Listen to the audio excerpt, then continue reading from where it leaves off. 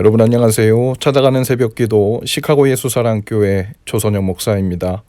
오늘도 변함없는 주님의 은혜와 평강이 저와 여러분의 삶의 종일 풍성하기를 기도합니다.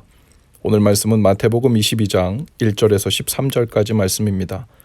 제가 읽어드리지요. 예수께서 다시 여러 가지 비유로 그들에게 말씀하셨다. 하늘나라는 자기 아들의 혼인잔치를 베푼 어떤 임금에게 비길 수 있다. 임금이 자기 종들을 보내서 초대받은 사람들을 잔치에 불러오게 하였는데 그들은 오려고 하지 않았다. 그래서 다시 다른 종들을 보내며 이렇게 말하였다. 초대받은 사람들에게로 가서 음식을 다 차리고 황소와 살찐 짐승을 잡아서 모든 준비를 마쳤으니 어서 잔치에 오시라고 하여라. 그런데 초대받은 사람들은 그 말을 들은 척도 하지 않고 저마다 제갈 곳으로 떠나갔다. 한 사람은 자기 밭으로 가고 한 사람은 장사하러 갔다. 그리고 나머지 사람들은 그의 종들을 붙잡아서 모욕하고 죽였다. 임금은 노해서 자기 군대를 보내서 그 살인자들을 죽이고 그들의 도시를 불살라버렸다. 그리고 자기 종들에게 말하였다. 혼인잔치는 준비되었는데 초대받은 사람들은 이것을 받을 만한 자격이 없다. 그러니 너희는 내거리로 나가서 아무나 만나는 대로 잔치에 청해 오너라. 종들은 큰 길로 나가서 악한 사람이나 선한 사람이나 만나는 대로 다 데려왔다. 그래서 혼인잔치 자리는 손님으로 가득 차게 되었다. 임금이 손님들을 만나러 들어갔다가 거기에 혼인 예복을 입지 않은 사람이 한 명 있는 것을 보고 그에게 묻기를 이 사람아 그대는 혼인 예복을 입지 않았는데 어떻게 여기에 들어왔는가 하니 그는 아무 말도 하지 못하였다. 그때 임금이 종들에게 분부하였다. 이 사람의 손발을 묶어서 바깥 어두운 데로 내던져라. 거기서 슬피 울며 이를 갈 것이다. 아멘. 또 다른 하나님 나라에 대한 비유이지요. 2절에 보면 이번에도 역시 이 비유의 초반에 이 비유를 통해 말씀하시려는 주제와 강조점 그리고 뼈대가 모두 들어가 있습니다. 하늘나라는 자기 아들의 혼인잔치를 베푼 어떤 임금에게 비길 수 있다. 하나님 나라는 혼인잔치를 베푼 어떤 임금과 같은데 그 혼인잔치는 다름 아닌 자기 아들을 위한 혼인잔치라는 겁니다. 잔치는 기뻐하고 즐기는 자리죠. 음식도 공짜, 음료수도 공짜, 가라오케도 공짜, 모두 공짜입니다. 즉 은혜이지요. 제가 충청도 옥천 시골에서 자랄 때 동네에서 잔치가 벌어지면 동네 아이들과 시끌벅적한 그 잔치집에 연신 드나들면서 마치 우리 집 음식 마냥 얻어먹으면서 들뜬 마음으로 신나게 하루를 즐겼던 기억이 납니다. 공짜로 얻은 환타병을 손에 들고는 아이들과 마을 구석구석을 누비며 하루 종일 잔치 분위기를 즐겼던 기억이 있죠. 아들의 혼인잔치이니 그 잔치의 주인공은 아들이고 그 잔치는 하나님 나라 잔치입니다. 초대된 사람들이 할 일은 그저 기쁜 마음으로 참석해서 함께 먹고 즐기고 축하하고 웃으며 행복해하면 될 일이죠.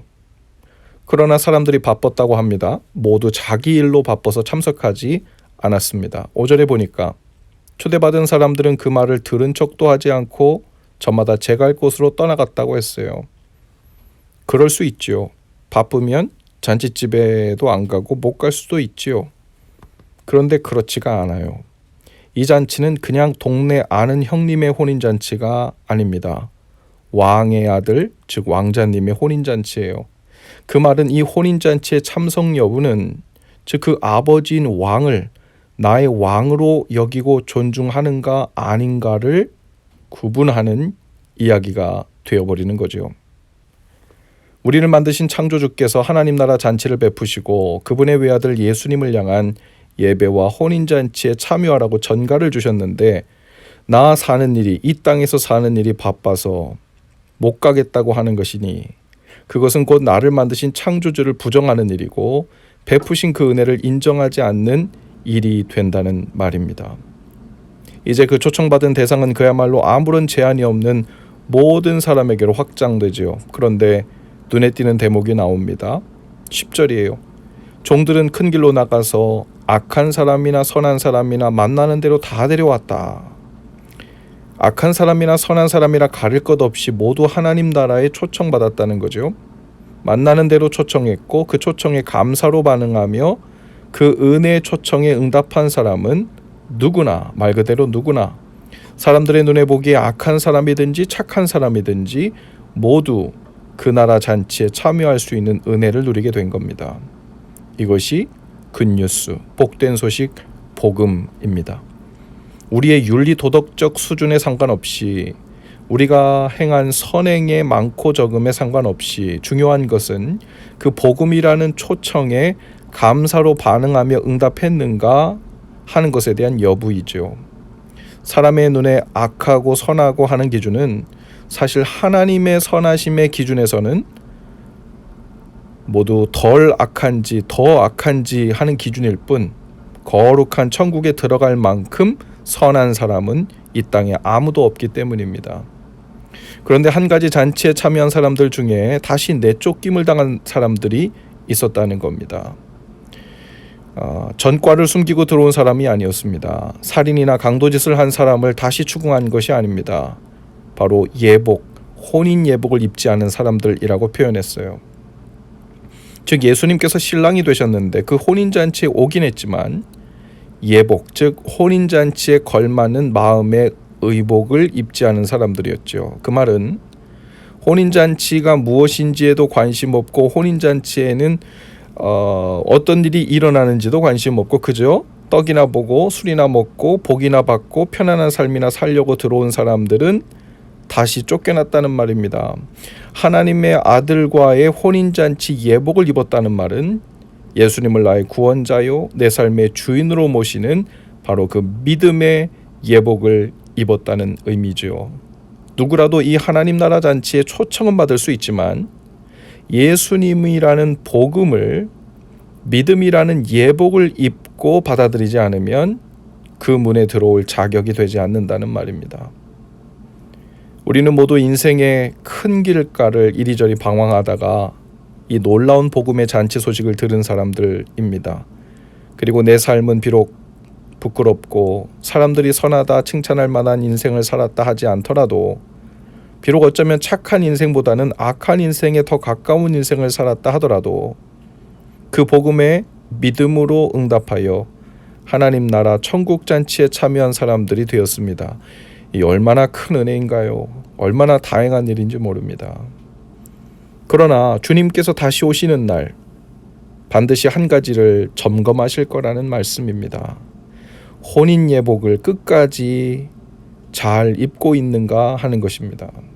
예수님만이 나의 영적인 신랑이시고 내 삶의 주인이시요 내 삶의 구원자라는 믿음의 고백을 옷 입고 주님 오시는 마지막까지 잘 살다가 하나님 나라 혼인잔치에 잘 참여할 수 있게 되기를 바랍니다. 그리고 그 영광스러운 하나님 나라 잔치는 영원토록 지속될 것이고, 그 안에서 누리는 은혜와 평강과 의로움으로 우리의 삶은 영원히 빛날 것입니다. 오늘 우리가 입고 있는 믿음의 혼인 예복 상태를 점검해 보면 좋겠습니다. 믿음의 예복을 준비하여 입긴 했지만 다시 세상에서 장사하고 시집 장가가고 밭에 나가고 일터에 나가 내 욕심과 내 욕망을 채우느라 온통 정신이 팔려서 혼인 예복이 뜯겨 나가는지도 모르고 혼인 예복이 더럽혀져서 이것이 예복인지 아닌지 분간하기 어려운 상태가 되고 있을 수도 있다는 거예요. 그 믿음의 혼인 예복을 잘 준비하여 입고 주님 다시 오실 때까지 이 세상을 사는 동안 그 예복이 더럽혀질까 훼손될까 하여 조심조심 말하고 조심조심 행동하고 조심조심 믿음을 지키며 살아야 하는 것이죠. 오늘도 은혜로 입혀주신 이 믿음의 혼인 예복을 새롭게 빨아입고 그 정결하고 거룩한 삶을 지켜나가시는 저와 여러분 다 되실 수 있기를 주님의 이름으로 축복합니다. 기도합시다. 주님, 은혜로 입혀주신 믿음의 결혼 예복을 오늘도 깨끗하게 단아하게 차려입고 그리스도의 신부처럼 마음을 조신하게 그리고 거룩하게 정결하게 그 믿음의 옷을 입고 사는 날 되게 하여 주옵소서. 예수님 이름으로 기도합니다. 아멘. 여러분 오늘도 예수 사랑으로 화이팅입니다. 내일 아침에 다시 찾아뵙지요.